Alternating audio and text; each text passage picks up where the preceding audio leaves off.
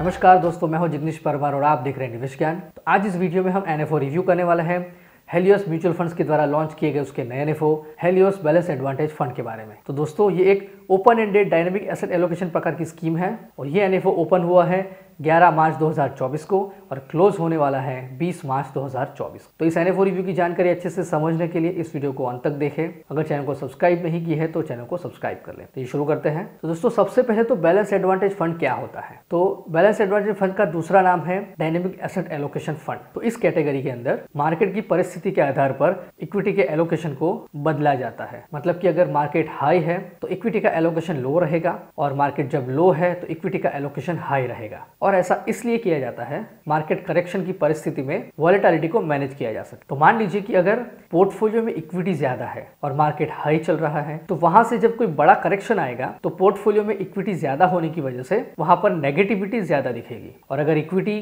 कम होगी तो वहां पर करेक्शन कम दिखेगा। और ज्यादातर इन्वेस्टर्स अपने पोर्टफोलियो में नेगेटिविटी देखना पसंद नहीं करते हैं या तो फिर बहुत कम नेगेटिविटी एक्सपेक्ट करता है। तो ऐसे प्रकार के इन्वेस्टर के लिए ये स्कीम सूटेबल है। हालांकि मार्केट करेक्शन अच्छी वेल्थ जनरेशन के लिए बहुत ही जरूरी है। तो इस एनएफओ का बेंचमार्क है क्रिसिल हाइब्रिड 50+50 मॉडरेट। इस इंडेक्स के दो हिस्से हैं। पहला हिस्सा है S&P BSE 200 जिसका हिस्सा है 50%। मतलब कि यहाँ पर S&P BSE में लिस्टेड टॉप के 200 स्टॉक्स में इन्वेस्टमेंट होता है, यानी कि ये इक्विटी का हिस्सा है। और दूसरा है क्रिसिल कंपोजिट बॉन्ड इंडेक्स, इसका हिस्सा है 50% और इसके अंदर government securities and AAA, AA+ और AA रेटेड कंपोजिट बॉन्ड में इन्वेस्टमेंट होता है। मतलब कि यहाँ पर इक्विटी और डेट दोनों का हिस्सा 50-50% है। तो अब बात करेंगे इस एनएफओ के एसेट एलोकेशन की। तो यहाँ पर 0 से लेके 100% तक इन्वेस्टमेंट हो सकता है इक्विटी और इक्विटी इंस्ट्रूमेंट्स में और 0 से लेके 100% तक इन्वेस्टमेंट हो सकता है debt and money market instruments में। इसका मतलब यह है कि यहाँ पर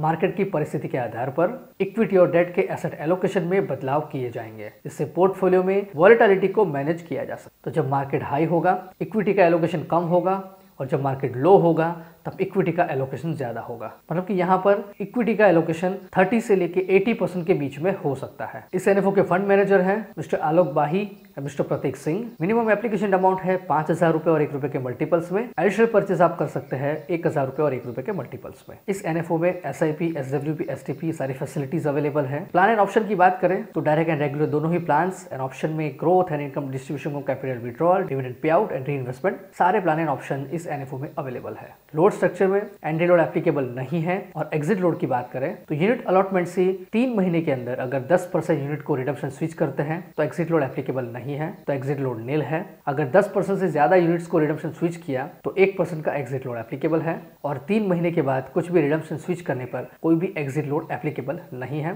लेकिन स्टैंप ड्यूटी 0.005% एप्लीकेबल है। स्कीम का रेगुलर प्लान का एक्सपेंस रेशियो रहेगा 2.25% तक। जैसे जैसे AUM बढ़ता जाएगा एक्सपेंस रेशियो कम होता जाएगा। स्कीम का रिस्क है हाई क्योंकि यहाँ पर एटलीस्ट 30 से 80% एसेट एलोकेशन इक्विटी में होने वाला है। स्कीम में कोई भी लॉक इन पीरियड एप्लीकेबल नहीं है। अगर आप इस एनएफओ में इन्वेस्टमेंट करना चाहते हैं तो इस AMC की वेबसाइट और एप्लीकेशन के जरिए आप डायरेक्ट प्लान में इन्वेस्टमेंट कर सकते हैं या तो फिर कोई भी MT certified mutual fund distributor की हेल्प से रेगुलर प्लान में इस एनएफओ में इन्वेस्टमेंट कर सकते हैं। तो दोस्तों ये थी जानकारी NFO review Helios balance advantage fund के बारे में। अगर आपको ये वीडियो पसंद आया है इसे लाइक करें, कमेंट करें, शेयर करें। अगर अभी तक आपने चैनल को सब्सक्राइब नहीं किया है तो चैनल को सब्सक्राइब करें।